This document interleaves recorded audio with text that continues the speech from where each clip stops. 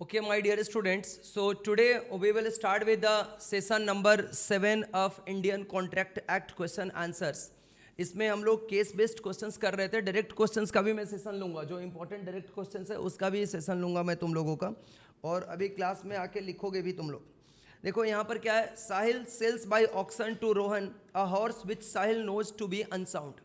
साहिल रोहन को एक ऑक्शन से, ऑक्शन मतलब समझते हो ना, ऑक्शन के थ्रू रोहन को एक वो अनसाउंड हॉर्स को बेच रहा है.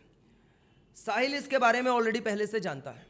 Sahil is the person, Sahil is the seller in this contract, and Sahil is selling the horse to Rohan by an auction in which the Sahil already know about the unsoundness of the horse.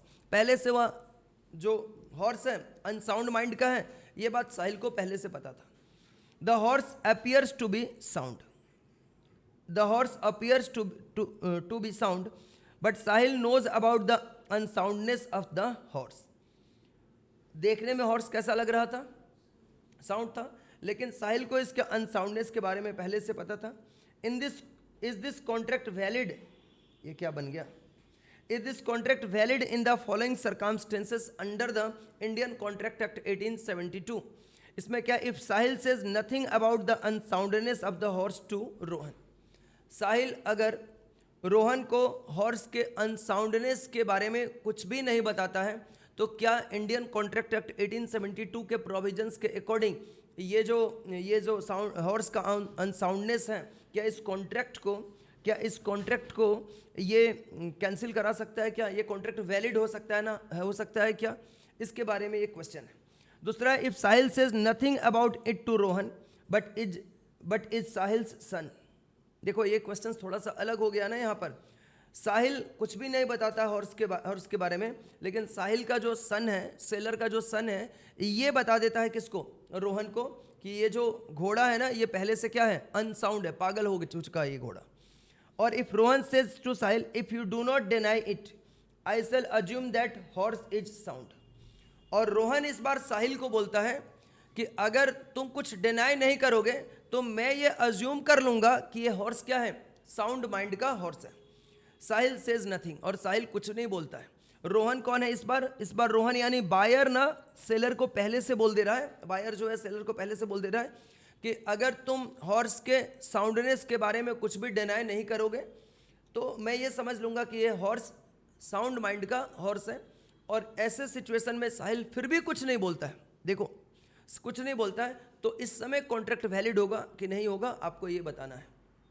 तो सबसे पहले बच्चों हम लोग पढ़ेंगे फ्रॉड का definition, जो कि यहाँ पर तुम लोग पढ़े हो सेक्शन नंबर 17 में. सेक्शन नंबर 17, ये 17 नंबर सेक्शन में देखो क्या है. According to section 17 of the Indian contract act 1872, जब भी एग्जाम्स में क्वेश्चन आए तो पहले आपको सबसे पहला काम क्या करना है? प्रोविजन लिखना है. समझ में आ रहा है? सबसे पहले क्या करना है? प्रोविजन लिखना है. यहाँ पर according to section 17 of the Indian contract act 1872, mere silence as to fact likely to affect the willingness of a person to enter into a contract is not fraud. यहाँ पे क्या बोला है? साइलेंस रखना. मतलब आप अगर गुड्स का सेलर हो, आप उसके बारे में साइलेंस रख रहे हो, तो ऐसे सिचुएशन में ये जो बायर है उसके विलिंगनेस को क्या कर सकता है? अफेक्ट कर सकता है. Mere silence as to fact. Fact किसके फैक्ट के बारे में बात कर रहा है? गुड्स के फैक्ट के बारे में, जो गुड्स कॉन्ट्रैक्ट में सब्जेक्ट मैटर बन रहा है. समझ में आ रहा है ना? जो गुड्स कॉन्ट्रैक्ट में सब्जेक्ट मैटर बन रहा है. Mere silence as to fact likely to affect the willingness of a person. Silence रखना जो पर्सन है, जो बायर है, उसके विलिंगनेस को क्या कर सकता है? अफेक्ट कर सकता है, और इसके वजह से वह कॉन्ट्रैक्ट में इंटर कर सकता है. ये फ्रॉड नहीं है.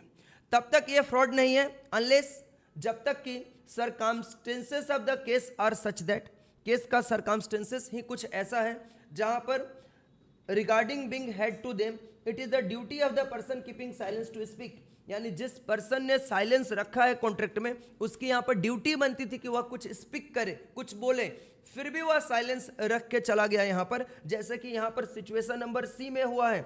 रोहन यानी बायर बार बार साहिल को बोल रहा है, सेलर को, कि अगर तुम इस घोड़े के बारे में कुछ नहीं बताओगे तो मैं ये अज्यूम कर लूंगा कि ये घोड़ा क्या है, हेल्दी है, अनसाउंड नहीं है, साउंड माइंड का है, मैं ये अज्यूम कर लूंगा। फिर भी साहिल कुछ नहीं बोला, लेकिन यहाँ पर साहिल की ड्यूटी बनती थी ना कि वह बता दे। जब वह बोल रहा है बायर कि तुम कुछ नहीं बोलोगे तो ये मैं मान लूंगा कि ये साउंड है, फिर भी साहिल कुछ नहीं बोला तो बायर क्या मान लेगा कि ये साउंड है। तो बाद में अगर अनसाउंड निकलेगा तो इसका मतलब साहिल ने उसके साथ क्या किया है, फ्रॉड किया। बात समझ में आ रही है ना? सो यहाँ पे unless the circumstances of the case are such that, यानी केस के सर्कमस्टेंसेस कुछ ऐसा है जहां पर it is the duty of the person keeping silence to speak, यानी जो पर्सन यहाँ पर साइलेंस रख रहा है उसकी ड्यूटी बनती थी वहां पर स्पीक करने का, बोलने का। और अनलेस, और जब तक कि हिज साइलेंस इज, उसका silence is in itself equivalent to speech, यानी उसकी साइलेंस स्पीच के इक्विवेलेंट जहां पे समझी जाएगी वहां पर भी वह साइलेंस रखा है तो उसको इक्विवेलेंट टू साइलेंस को, चुप रहना भी इक्विवेलेंट टू स्पीच समझा जाएगा और इसको फ्रॉड माना जाएगा। ये पूरा आपका जो प्रोविजन है ये पूरा फ्रॉड का डेफिनेशन है। यहां पर हमारे गिवन केस में क्या हुआ है, पहला नंबर जो बात हुआ है ना कि एक घोड़ा था, साहिल का ये घोड़ा है, यही तो केस था ना, साहिल का एक घोड़ा है, साहिल के पास रोहन खरीदने के लिए आया है, लेकिन घोड़े को रोहन आकर के जो बायर है खुद अपने से देख रहा है, पूरे घोड़े के ऊपर हाथ वाथ रख करके भी देखा, बैठ के देखा उसके ऊपर, समझ में आ रहा है ना। अब सेलर थोड़े ना बताएगा कि मेरा ये घोड़ा तो बहुत बीमार है, अनसाउंड है, पागल हो जाता है। लेकिन जब वो खरीदने आया था बायर, उस समय वो एकदम हेल्दी था, कोई भी अनसाउंड बिहेवियर भी नहीं कर रहा था। अनसाउंड मतलब होता है पागल वाला बिहेवियर, मतलब घोड़े भी पागल होते हैं, समझ में आ रहा है ना। तो वैसा कुछ भी वह बिहेवियर नहीं कर रहा था। और यहां पर साहिल बेचारा अपने घोड़े को बेचने के लिए चुप रह गया। तो क्या इसको इक्विवेलेंट टू स्पीच बोला जाएगा? No, this is not equivalent to speech. समझ में आ रहा है ना, ये कुछ भी नहीं बोला, खुद से वो डिसाइड किया रोहन और फिर उस हॉर्स को खरीद के लेके गया, तो इसको फ्रॉड नहीं बोला जाएगा, क्योंकि एक्ट बोलता है कि mere silence as to fact likely to affect the willingness of the person to enter into a contract is not fraud. अगर हम साइलेंस रख रहे हैं फिर इसके वजह से जो बायर है यानी जो कॉन्ट्रैक्ट में इंटर करना चाहता है पर्सन, वह उसकी डिसीजन बदल जाती है, वह कॉन्ट्रैक्ट में इंटर कर जाता है, वह गुड्स को परचेज कर लेता है, तो इसको फ्रॉड नहीं बोला जाएगा। बात समझ में आ रहा है ना, इसको फ्रॉड नहीं बोला जाएगा। तो ऐसे सिचुएशन में द कॉन्ट्रैक्ट इज वैलिड, पहला नंबर जो केस है ना इसमें कॉन्ट्रैक्ट क्या होगा, वैलिड होगा, क्योंकि mere silence as to fact likely to affect the willingness of a person to enter into a contract is not fraud. Here it is not the duty of the seller to disclose defect. Seller की ये duty नहीं है कि वो क्या करेगा, defect को disclose करेगा। याद करो मैंने तुम लोगों को एक एग्जांपल्स बताया था कि आप सारी शॉप में गए हो सारी परचेज करने के लिए, सेलर ने आपको 50 सारी ऐसे निकाल के वो दीदी दीदी दीदी दीदी बोल करके दे दिया, खरीद लो, और आपने खूब अपने से देखा, सेलर को पता था कि ये वाला 2 साड़ी मेरा डिफेक्टिव है, फिर भी उसने आपके सामने रखा, आपने बहुत अच्छे से उसी को देखा और उसी को खरीद लाया। सेलर ने उसके डिफेक्ट के बारे में आपको नहीं बताया, कुछ भी आपने ना पूछा ना सेलर ने बताया, आप अपने से डिसीजन लिए, निर्णय लिए कि ये गुड्स हम खरीद के ले जाएंगे 2 सारी। अब क्या बाद में सेलर को आप फ्रॉड बोल सकते हो? नहीं, वो अपने डिफेक्ट थोड़े ना बताएगा अपने गुड्स का। तो यहाँ पे it is not the duty of the seller to disclose the defect. तो पहला वाला केस में ये फ्रॉड नहीं बोला जाएगा। दूसरा जो सर्कमस्टेंसेस है, यहाँ पर साहिल ने कुछ नहीं बोला, लेकिन साहिल का जो बेटा है, साहिल का जो सन है, इसने रोहन को यानी बायर को बता दिया कि ये जो घोड़ा है ना, अंकल छोटा था बच्चा, ये घोड़ा ना अनसाउंड है, समझ में आ रहा ना, ऐसे उसने बता दिया। तो ऐसे केस में क्या होगा, ये भी यहाँ पर नॉट वैलिड हो जाएगा। This contract is not valid, ठीक है ना, not valid since as per section number 17 it becomes Sahil's duty to tell Rohan about the unsoundness of the horse because a fiduciary relationship exists between Sahil and his son Rohan. देखो यहाँ पर क्या बोला, and his son, यहाँ पर fiduciary relationship इनका exist करता है, किसका? fiduciary relationship exists between Sahil and his son and Rohan, ये अलग अलग होगा ये नाम यहाँ पे। देखो यहाँ पर क्या बोला है, the contract is not valid since as per section 17 it becomes Sahil's duty to tell Rohan about the unsoundness of the horse के अनसाउंडनेस के बारे में ये ड्यूटी बनती थी, किसको बोलने का, ये किसके सन को बोला है? Rohan. If Sahil says nothing about it to Rohan, who is Sahil's son? ये if Sahil says nothing about it to Rohan, who is Sahil's son? अच्छा, साहिल के सन को, साहिल का सन ही है रोहन. रोहन जो है ना, ये कौन है यहाँ पे? साहिल का सन ही है, उसका अपना ही बेटा है वो. समझ में आ रहा है ना? मतलब अपने बेटे को ही वो गुड्स बेच रहा है, घोड़े को बेच रहा है. तो यहाँ पर ये वैलिड नहीं होगा, क्योंकि फिड्यूसरी रिलेशनशिप एग्जिस्ट करता है बिटवीन साहिल एंड हिज सन रोहन.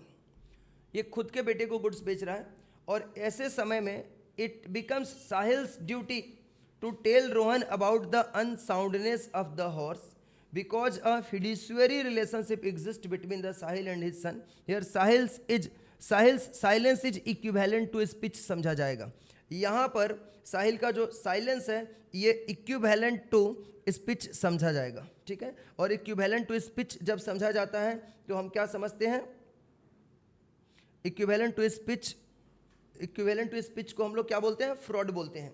देखो यहाँ पर प्रोविजन में मैंने बताया था अभी आपको कि अगर his silence is itself equivalent to speech, जहाँ पर यहाँ पे साइलेंस इक्विवेलेंट टू स्पीच समझा जाएगा, उसको भी फ्रॉड हम लोग बोलेंगे.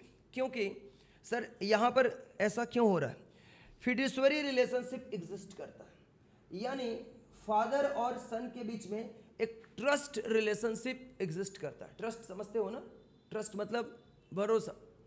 तो आप ना यहाँ पर नीचे में कहीं भी जगह है, अगर आपके कॉपी में तो लिखा हुआ है ऐसे तुम लोगों के पास पहले से, तो एक बार ना मतलब बस लिख के रख लो. यहाँ पर कहीं पर भी लिख के रख लो जहाँ भी तुम्हारे पास जगह है. Fiduciary relationship is the relationship. Fiduciary relationship is the relationship. Fiduciary relationship is a relationship of trust and confidence. Trust and confidence, where one party is obliged to act, in the best interest. Obliged मतलब है, कहीं पर भी लिख सकते हो, उसके अंदर का चीज़ नहीं है कि इसको वहीं पे लिखना जरूरी है, कहीं भी लिख सकते हो. Obliged to act in the best interest of another party. Best interest of another party. Another party के पास ब्रैकेट में ना बेनिफिशियरी लिख देना, बेनिफिशियरी. अच्छा, एक मेरे को बात बताओ बच्चों,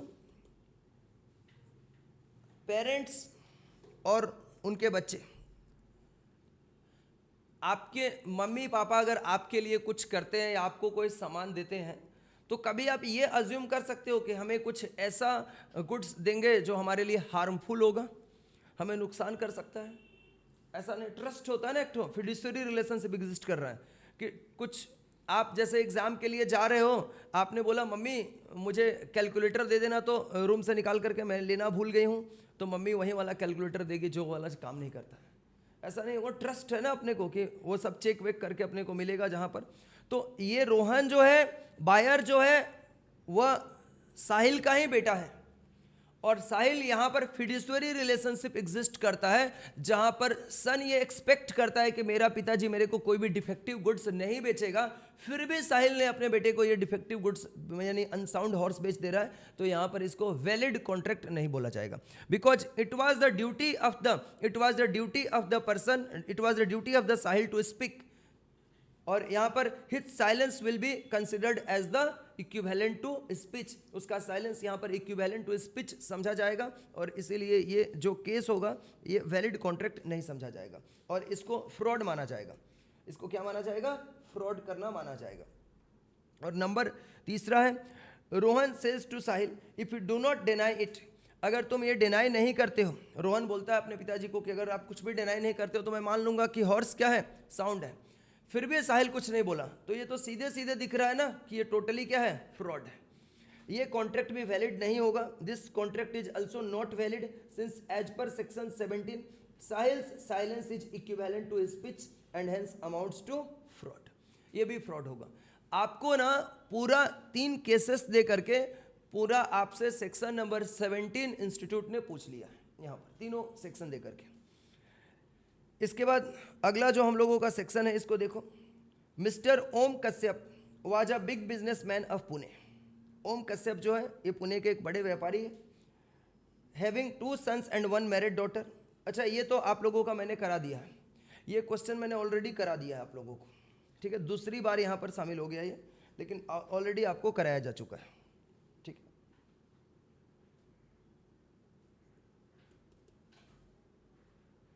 ये भी सेक्शन अभी आप समझ सकते हो क्योंकि आपने इसको भी पढ़ लिया अभी तक। Due to urgent need of money amounting to ₹3 lakhs, Pawan approached Raman and asked him for the money. Urgent need था मनी का, इसके लिए पवन ने अप्रोच किया किसको? रमन को, and asked him for the money. Raman lent the money on the guarantee of Suraj and Tarun. मेरे बच्चों यहाँ पर रमन लेंट द, रमन कौन है? क्रेडिटर है, जो मनी लोन पे देता है कॉन्ट्रैक्ट ऑफ गारंटी में। मेरे प्यारे बच्चों, कॉन्ट्रैक्ट ऑफ गारंटी में जो लोन या कोई गुड्स देता है वह क्रेडिटर होता है। जो लोन लेता है उसे हम क्या बोलते हैं? प्रिंसिपल डेटर बोलते हैं। क्या बोलते हैं? Principal debtors. तो आप यहाँ पर डेटर्स ही बोल के लिख लो अभी समझने के लिए। डेटर्स हैं, प्रिंसिपल डेटर्स हैं। और इसके साथ साथ ये जो दोनों है ना, इनकी गारंटी पे इसने लोन दिया है, इनको हम क्या बोलते हैं? गारंटर। रमन ने रुपया दिया पवन को कर्ज में 3 लाख रुपया, और इसके लिए गारंटर कौन कौन लोग बना है? गारंटर को हम लोग कॉन्ट्रैक्ट ऑफ गारंटी में क्या बोलते हैं? सीओटी बोलते हैं। क्या बोलते हैं? सीओटी। तो यहाँ पर सीओटी कौन है? सूरज एंड तरुण है। पवन मेक्स डिफॉल्ट इन पेमेंट, पवन ने जिस ड्यू टाइम पे यह पेमेंट लौटाना था उसने डिफॉल्ट कर दिया। And Suraj pays full amount to Raman, और सूरज ने पूरा रुपया रमन को दिया। रमन कौन है? क्रेडिटर। अच्छा, कॉन्ट्रैक्ट ऑफ गारंटी में गारंटर किस लिए रखा जाता है? कि अगर जो मेन डेटर्स है, मेन डेटर से वह कर्ज नहीं चुका पाएगा या पेमेंट नहीं कर पाएगा, तो ये गारंटर लोग उसका पेमेंट करेंगे। मेरी बात समझ में आ रहा है ना? ये गारंटर लोग उसका पेमेंट करेंगे, और फिर गारंटर के पास वो सारा अधिकार आ जाएगा जो कि एक क्रेडिटर का प्रिंसिपल डेटर के टुवर्ड्स होता है। ऐसा मैंने पढ़ाया है आप लोगों को। तो बच्चे यहाँ पर क्या हो रहा है? पवन जो है ये तो डिफॉल्ट कर दिया। पवन कौन है? प्रिंसिपल डेटर है, डिफॉल्ट कर गया। सूरज जो ये लोग ज्वाइंट गारंटर है। कैसे हैं? यहाँ पर को सीओटी, इसको क्या बोलते हैं? को सीओटी, मतलब ज्वाइंट में है लोग ये लोग। तो एक जो गारंटर है ना, क्या नाम है उसका? सूरज। ये अकेले पूरा रुपया रमन को दे रहा है, अकेले दे रहा है। सूरज आफ्टरवर्ड्स क्लेम्ड कंट्रीब्यूशन फ्रॉम तरुण। फिर उसने क्या बोला? तरुण को बोला कि देखो मैंने तो वो फेलियर किया था, मैंने पेमेंट कर दिया, तुम भी हमारे साथ इक्वली गारंटी लिया था ना। तरुण भी सूरज के साथ मिलकर के गारंटी लिया था, जिसको मैंने देखो काफ़ी ज़्यादा अंडरलाइन किया स्ट्रॉन्ग तरीके से। सूरज एंड तरुण का नाम दिखाई दे रहा है आप लोगों को। तो तुम भी हमारा जो बाकी पैसा है ये हमें दे दो। लेकिन तरुण रिफ्यूज कर गया कंट्रीब्यूट करने से, on the basis that there is no contract between Suraj and him. बोला कि मैं क्यों रुपया दूं तुमको, मैं तो समय ऐसे ही बोल दिया था, हमारे तुम्हारे बीच कोई कॉन्ट्रैक्ट हुआ है क्या? ऐसे बोलने लगा तरुण। सूरज और तरुण आपस में लड़ गए। सूरज बोला कि देखो मैं तो दे दिया हूँ 3 लाख रुपया, अब तुम्हें मेरे को 1,50,000 रुपीज़ देना पड़ेगा। तरुण बोला मैं नहीं दे रहा हूँ, हमारे और तुम्हारे बीच गारंटी के समय कोई कॉन्ट्रैक्ट हुआ था क्या कि तुम पूरा पैसा दे दोगे तो मैं तुमको बाकी पैसा हाफ अलग से दूंगा? ऐसा हमारे बीच तो कोई कॉन्ट्रैक्ट नहीं है। Examine referring to the provision of Indian contract act 1872 whether Tarun can escape from his liability, क्या तरुण अपने लाइबिलिटी से निकल जाएगा? तरुण भी तो गारंटी लिया था, गारंटी लेते समय तो साइन भी किया था उसके ऊपर, या ओरल गारंटी दिया होगा, तो क्या तरुण अपने लाइबिलिटी से निकल भागेगा? भाग पाएगा? ऐसा कर पाएगा? ये आपको बताना है इंडियन कॉन्ट्रैक्ट एक्ट के प्रोविजंस को फॉलो करते हुए। बात समझ में आ रही है ना? इंडियन कॉन्ट्रैक्ट एक्ट के प्रोविजंस को फॉलो करते हुए आपको बताना है। बच्चों यहाँ पे आपको इंडियन कॉन्ट्रैक्ट एक्ट के प्रोविजंस को फॉलो करना होगा। सूरज जो था ये इंडियन कॉन्ट्रैक्ट एक्ट पढ़ रखा था, उसको पूरा जानकारी था। बोला मैं तो छोड़ूंगा नहीं तुमको, कॉन्ट्रैक्ट नहीं है तो क्या हुआ, हमारे पास इंडियन कॉन्ट्रैक्ट एक्ट का प्रोविजन तो है, उसके हेल्प से हम कोर्ट में तुमको लेकर जाएंगे। देखो ये क्या, equality of burden is the basis of को सीओटीसी। को सीओटीसी का मतलब जहां पर ज्वाइंट गारंटर होते हैं। कैसा गारंटर होते हैं? बोलो, ज्वाइंट गारंटर होते हैं, वहां पे इक्वालिटी का बर्डन होता है, यानी दोनों लोग इक्वल गारंटी कंट्रीब्यूट करेंगे। समझ में आ रहा है ना? दोनों लोग कैसे गारंटी कंट्रीब्यूट करेंगे? इक्वल गारंटी कंट्रीब्यूट करेंगे। This is content in section 146 of the Indian contract act 1872। Section 146 Indian contract act का क्या बोलता है? मान लो आपको सेक्शन नंबर अगर एग्जाम्स में नहीं याद आया तो क्या लिखोगे? As per provision of the Indian contract act 1872 unless otherwise agreed. इसका मतलब मुझे अभी पीयूष बताएगा। अनलेस अदरवाइज एग्रीड का मतलब क्या होता है? जब तक कि बोलो बोलो बोलो, तुम ही बोलता, जब तक कि कॉन्ट्रैक्ट में कोई सेपरेटली मेंशन नहीं किया गया हो कि मैं 3/4 गारंटी लूंगा, तुम 1/4 ले लो, मैं हाफ लो, मैं 2/3 लूंगा, तुम 1/3 ले लो। इस तरह की अगर बातें पहले से कॉन्ट्रैक्ट में मेंशन नहीं होगी, तब क्या किया जाएगा? Etch COT. सीओटी का मतलब क्या होता है? गारंटर। सीओटी का मतलब क्या होता है? Guarantor. Each co-surety is liable to contribute equally contribute करेगा। ये एक्ट में लिखा गया है, तो क्या तरुण भाग पाएगा? अब तरुण भाग पाएगा?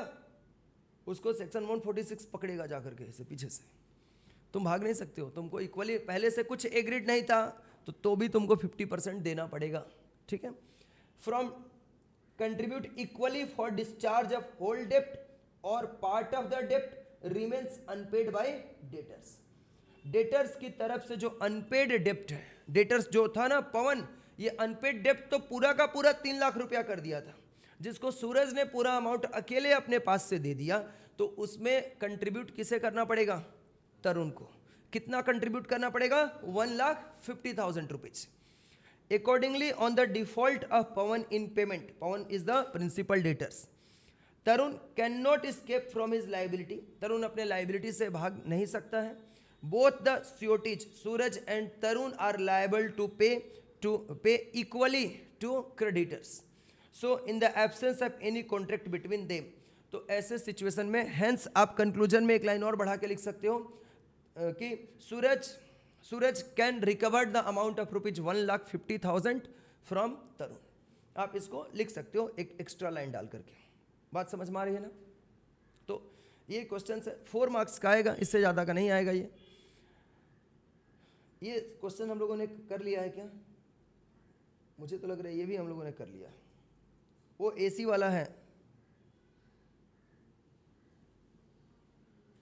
देखो देखो तुम लोग याद करो। Ashok goes to supermarket to buy air conditioner, कर लिया है ना हम लोगों ने? ये क्वेश्चन भी हम लोगों ने कर लिया है। अगले क्वेश्चंस पे आते हैं। अगले क्वेश्चंस पे आते हैं बच्चे। देखो, mister Gaurav and mister Vikas entered into a contract on 1 जुलाई 2024 को। मिस्टर गौरव और मिस्टर विकास एक कॉन्ट्रैक्ट में इंटर करते हैं 1 जुलाई 2024 को, according to which mister Gaurav had to supply 100 ton of sugar to mister Vikas at a certain price strictly within a period of 10 days of the contract. ठीक है? यहाँ पर ये भी क्वेश्चन हुआ है, वो फ्लड आ गया था उसके गांव में, याद आ रहा है? ये भी क्वेश्चन हमने कर लिया है, मुझे तो याद आ गया। ये भी क्वेश्चन हमने कर लिया है, डबल बार हो गया। ठीक है, कोई बात नहीं, मार्क कर लो इसको भी। अब आ जाओ नेक्स्ट क्वेश्चन पे, ये 112 नंबर। अच्छा, ये हो गया है तो सर हम लोग कैसे पढ़ पाएंगे? जो लोग नहीं पढ़ पाए हो अभी तक, वो सब आपको दे दिया जाएगा, लेक्चर रिकॉर्ड हुआ है तो आपके पास भी मिल जाएगा वो। ठीक है? R gives his umbrella to M during rainy season to be used for 2 days during examinations. Shruti है, बेचारी के पास अम्ब्रेला नहीं है, अभी इसको एग्जाम देने जाना है फाउंडेशन का, उसी दिन बहुत तेज बारिश हो रहा है। समझ में आ रहा है ना? इतना बारिश हो रहा है कि इसको खरीदने का समय भी नहीं है एग्जाम्स के समय, तो इसने कर्ज मांगा इसको अम्ब्रेला कि मुझे दे दो 2 दिन के लिए, मेरा एग्जाम तक मैं अभी खरीद नहीं सकती हूँ, इतना मेरे पास टाइम ही नहीं है थोड़ा भी बर्बाद करने के लिए। तो ऐसा करके अम्ब्रेला वो ले रही है 2 दिन के लिए। तो अम्ब्रेला देने वाला पर्सन कौन है? बिलर। अम्ब्रेला देने वाला पर्सन कौन है? बिलर। और अम्ब्रेला लेने वाला पर्सन कौन है? बेली। और इस कॉन्ट्रैक्ट को क्या बोलते हैं? Contract of bailment. क्या बोलते हैं? Contract of bailment. समझ में आ रहा है ना? Contract of bailment. आज तो यही पढ़ाई होने वाला है ना, बेलर बेली ही तो पढ़ रहे हो अभी तुम लोग, है ना? 2 बजे यही पढ़ाई होगा आज। देखो, R gives his umbrella to M during rainy season to be used for 2 days, 2 दिन यूज करने के लिए ले रही है। M keeps the umbrella for a week, M ने 1 सप्ताह के लिए इस अम्ब्रेला को रख लिया अपने पास। समझ में आ रहा है? 1 वीक के लिए, 2 दिन के लिए बोल करके 1 सप्ताह रख लिया। While going to R house to return the umbrella, जब वो 1 सप्ताह के बाद आर के घर अम्ब्रेला लौटाने के लिए जा रहा था, am accidentally slips and umbrella is badly damaged, slip कर गया और अम्ब्रेला पूरी तरह से क्या हो गया, टूट गया। मतलब अब बनने का चांस भी उसका कम ही था। Who bear the loss and why under the, and क्यों, कौन इस लॉस को बियर करेगा, क्यों करेगा, आपको इसको इंडियन कॉन्ट्रैक्ट एक्ट के प्रोविजन के अकॉर्डिंग आपको एक्सप्लेन करना है। बात समझ में आ रही है ना?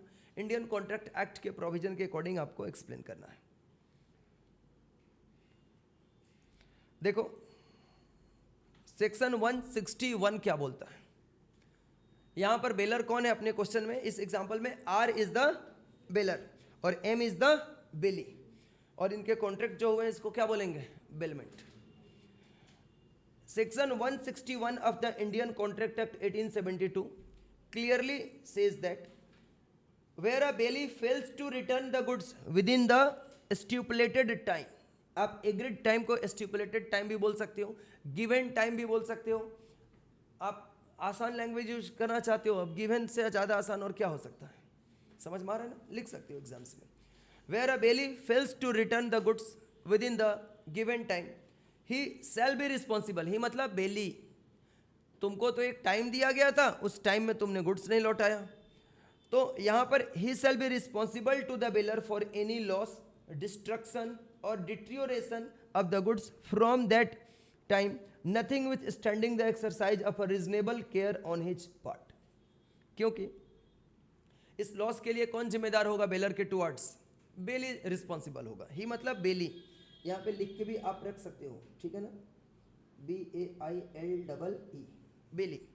बेली shall be responsible to the bailor for any type of the loss, destruction, deterioration of the goods from that time। उसी समय से बेली के टुवर्ड्स कौन रिस्पॉन्सिबल हो जाएगा, बेलर के टुवर्ड्स कौन रिस्पॉन्सिबल हो जाएगा, बेली। और क्योंकि उसने उस गुड्स का रीजनेबल केयर नहीं रखा, hence in the instant case M shall have to bear the loss since he failed to return the umbrella within the given time period and in safe way। उसने उस goods को reasonable time period में नहीं लौटाया, safe तरीके से नहीं लौटाया, तो बेली मतलब एम रिस्पॉन्सिबल होगा इसका पेमेंट करने के लिए, पूरा अम्ब्रेला का प्राइस उसे देना पड़ेगा। नेक्स्ट क्वेश्चन पे आ जाओ बच्चे। क्वेश्चन नंबर कितना है, 20, नहीं, नेक्स्ट क्वेश्चन अपना 113। यहाँ पे देखो क्या हुआ है, यहाँ पे कशिश was running a business of artificial jewellery since long. कशिश एक आर्टिफिशियल ज्वेलरी का बिजनेस रन करती है लंबे समय से। अच्छा, ये कशिश लड़का का नाम कब से हो गया, हाँ? ये ही बोल रहा है इधर। She sold his business to Naman and promises not to carry on the business of artificial jewelry and real diamond jewelry in the area for a period of next 1 year। उसने अपना बिजनेस नमन को sold out कर दिया, और नमन को ये business sold out करते समय उसने उसके साथ कॉन्ट्रैक्ट किया, प्रॉमिस ये किया कि मैं आने वाले 1 साल तक, नेक्स्ट 1 ईयर तक आर्टिफिशियल ज्वेलरी का और रियल डायमंड ज्वेलरी का बिजनेस उस एरिया में, जिस एरिया में मेरा अभी शॉप है, जिस शॉप को मैं बेच रही हूँ, इसको मैं स्टार्ट नहीं करूँगी। कशिश ने ऐसा प्रॉमिस किया। लेकिन 2 महीने के बाद ही, after 2 month, Kashish opened a showroom for real diamond jewellery. उसने आर्टिफिशियल ज्वेलरी का तो छोड़ दिया, उसने रियल डायमंड ज्वेलरी का बिजनेस स्टार्ट कर दिया, ठीक है।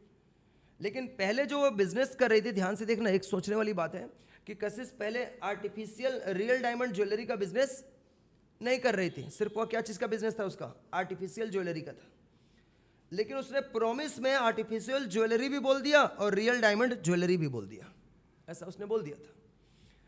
और बाद में 2 महीने के बाद ही उसने अपना उसी एरिया में शोरूम ओपन कर दिया रियल डायमंड ज्वेलरी का। नमन filed a case against Kashish.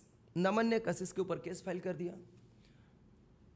For closing the business of real diamond jewellery business as it was against the agreement, क्योंकि हमारा आपके साथ जो एग्रीमेंट हुआ है कि 1 ईयर तक आप सिमिलर बिजनेस हमारे ही एरिया में ओपन नहीं कर सकते हो, इसके लिए हमारे बीच एग्रीमेंट है। Whether Kashish is liable to close his business of real diamond jewellery following the provision of Indian contract act 1872, क्या कशिश लायबल होगी अपना रियल डायमंड ज्वेलरी का बिजनेस को क्लोज करने के लिए? ये आपको इंडियन कॉन्ट्रैक्ट एक्ट के प्रोविजन के अकॉर्डिंग समझाना है। हम लोगों ने सेक्शन 27 पढ़ाई किया है। सेक्शन 27 ऐसा सेक्शन है जिसका इम्पैक्ट आपको पार्टनरशिप एक्ट में भी देखने को मिलता है ना। According to section 27 of the Indian contract act 1872, an agreement according to section 27 of Indian Contract Act 1872, an agreement by which any person is restrained from exercising a lawful profession, trade or business of any kind is to that extent void। यहाँ पर क्या है, section 27 बोलता है, ध्यान से सुनना बच्चों मेरे, सेक्शन 27 बोलता है कि किसी भी पर्सन को अगर कोई भी लॉफुल प्रोफेशन, लॉफुल ट्रेड या लॉफुल बिजनेस किसी भी काइंड का करने से अगर रोका जाएगा, रिस्ट्रेंट करने का मतलब क्या होता है, रोकना, रोका जाएगा, तो और रोकने के लिए अगर उसको बिजनेस को करने से रोकने के लिए अगर एग्रीमेंट किया जा रहा है तो यह एग्रीमेंट क्या समझा जाएगा, वॉइड समझा जाएगा। ऐसा सेक्शन 27 बोलता है। सेक्शन 27 क्या बोलता है, एन एग्रीमेंट, एक ऐसा agreement between the two parties जिसके through any person is restraint, किसी पर्सन को रोका जा रहा है, for doing any lawful profession, trade और business of any kind, then this will be the void agreement. इसको कैसा एग्रीमेंट समझा जाएगा, वॉइड एग्रीमेंट समझा जाएगा। But this rule is subject to the following exceptions, लेकिन इस रूल के कुछ एक्सेप्शंस भी है। Namely where a person cell the goodwill of a business, इसका एक्सेप्शनल केस कहाँ है, अगर कोई पर्सन अपने बिजनेस का गुडविल बेच रहा है, पैसा लिया उसके लिए, goodwill of the business, and agrees with the buyer, buyer के साथ एग्रीज कर रहा है to refrain from carrying on a similar business, कि वह सिमिलर बिजनेस कैरी ऑन नहीं करेगा, इसके लिए एग्रीमेंट खुद वह कर रहा है, with in a specified local limit और फॉर अ स्पेसिफाइड टाइम। अगर स्पेसिफाइड लोकल लिमिट में, मतलब उस एरिया में मैं ओपन नहीं करूंगा, या फिर मैं एक पार्टिकुलर टाइम पीरियड तक ओपन नहीं करूंगा, दोनों बातों के लिए एग्रीमेंट करता है। With in specified local limit so long as the buyer और his successor in interest carries on a like business there in, क्योंकि बायर या बायर का सक्सेसर उस बिजनेस को कैरी ऑन करेगा, सच एग्रीमेंट इज वैलिड, तब यह एग्रीमेंट क्या समझा जाएगा, वैलिड एग्रीमेंट। यहाँ पर अगर कोई पर्सन अपने बिजनेस, ये एक्सेप्शनल सिचुएशन है कि कोई पर्सन अपने बिजनेस का गुडविल बेच रहा है, और जब वह बिजनेस का गुडविल बेच रहा है तब ऐसे सिनारियों में जो बायर है वह उसके बिजनेस को करने से रोकने के लिए एग्रीमेंट कर रखा है, ये एग्रीमेंट वैलिड माना जाएगा। The local limit with in which the seller of the goodwill agrees not to carry on similar business must be reasonable, और local limit with in which the seller of the goodwill agrees not to carry on similar business must be reasonable, local limit भी reasonable समझा जाएगा।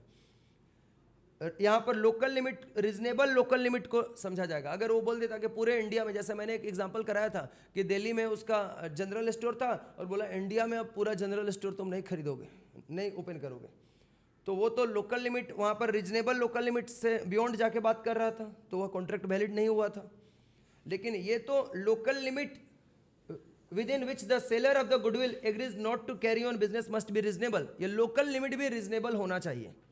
ऐसा नहीं कि local limit, पूरा India ही local limit है हमारे लिए, लोकल लिमिट भी रीजनेबल होना चाहिए कि इतने दूर तक तो आप बिजनेस नहीं ओपन कर सकते हो। जैसे मान लो कोई नॉर्थ कोलकाता में बैठा हुआ है और वह अपना कोई बिजनेस बेच रहा है जिसका बिजनेस का गुडविल है, जैसे मान लो कोई जनरल स्टोर ही हो सकता है, समझ में आ रहा है ना, तो क्या यहाँ से 15 किलोमीटर दूर साउथ कोलकाता में जाकर के वह सेम बिजनेस नहीं स्टार्ट कर सकता है, कर सकता है। ऐसे मान लो आर्टिफिशियल ज्वेलरी का ही शॉप होगा, स्टार्ट किया जा सकता है। ऐसा तो नहीं कि एक ही आर्टिफिशियल ज्वेलरी का शॉप है पूरे कोलकाता में, वहीं पर पूरे मतलब ये 1 करोड़ लोग यहीं पर आकर के परचेज करते हैं, ऐसा तो नहीं है। तो लोकल लिमिट रीजनेबल हमेशा होना चाहिए। अपने इस क्वेश्चन का फैक्ट क्या है इसको पहले समझो। फैक्ट ऑफ द केस क्या है, In the given case, Kassis sold his running business of artificial jewelry to Naman and promises not to carry on the business of artificial jewelry and real diamond jewelry in that area. उसी area में, मतलब जिस area में मेरी अभी दुकान है जिसको मैं बेच रही हूँ, उसी शॉप को मैं उसी एरिया में ऐसा ही बिजनेस का शॉप मैं ओपन नहीं करूँगी. तो लोकल लिमिट यहाँ पे तो रिजनेबल है, लोकल लिमिट तो रिजनेबल है. And for a period of next 1 year मैं ऐसा नहीं करूंगी, but just after 2 months Kashish opened a showroom of real diamond jewellery. Naman sued Kashish, Naman ने, सूड मतलब होता है केस फाइल कर देना, केस फाइल कर दिया कशिश के ऊपर for closing the business of real diamond business as it was against the agreement. Conclusion क्या होगा? As exceptions to section 27 is applicable to similar business, only agreement between Naman and Kashish will be not be applicable on the business of real diamond jewellery. देखो क्या हुआ, as exceptions to section 27 is applicable to similar business. Only exception सिर्फ similar business के लिए लगेगा. Sir लेकिन उसने promise तो किया था रियल डायमंड ज्वेलरी के लिए भी, लेकिन बिजनेस तो उसका रियल डायमंड का था ही नहीं. प्रॉमिस भले की थी, लेकिन पहले से बिजनेस उसका रियल डायमंड ज्वेलरी का एग्जिस्ट कर रहा था क्या? नहीं कर रहा था. इसलिए तुम लोगों को क्वेश्चन पढ़ते वक्त काफी केयरफुल रहना पड़ेगा. वह सिर्फ किस चीज का बिजनेस कैरी ऑन कर रही थी? आर्टिफिशियल ज्वेलरी का. लेकिन प्रॉमिस उसने रियल डायमंड ज्वेलरी का भी कर दिया था, ताकि सामने वाला मेरा बिजनेस को, गुडविल को खरीद लिया. उसके बाद 2 महीने बाद इसने अपना ओपन कर दिया. तो ऐसे सिचुएशन में क्या हो जाएगा? Agreement between Naman and Kashish will not be applicable on the real diamond jewellery. ये सिर्फ आर्टिफिशियल ज्वेलरी पे इनका एग्रीमेंट एप्लीकेबल होगा, रियल डायमंड ज्वेलरी के ऊपर एप्लीकेबल होगा ही नहीं, क्योंकि ये कोर्ट में प्रूफ करेगी कि मेरा तो रियल डायमंड ज्वेलरी का बिजनेस पहले से था ही नहीं, मैंने प्रॉमिस भी किया था. तो इससे कोई फर्क नहीं पड़ता है, क्योंकि मेरा पहले से ये प्री एग्जिस्टिंग बिजनेस पहले था ही नहीं. सो कशिश can continue his business of real diamond jewellery, और कशिश अपना रियल डायमंड ज्वेलरी का बिजनेस कैरी ऑन कर पाएगी. ठीक है, कैरी ऑन कर पाएगी. बात समझ में आ रही है ना तुम लोगों को? इस पे केयर रखना पड़ेगा, एक एक वर्ड पे आपको ध्यान रखना पड़ेगा. क्लियर है?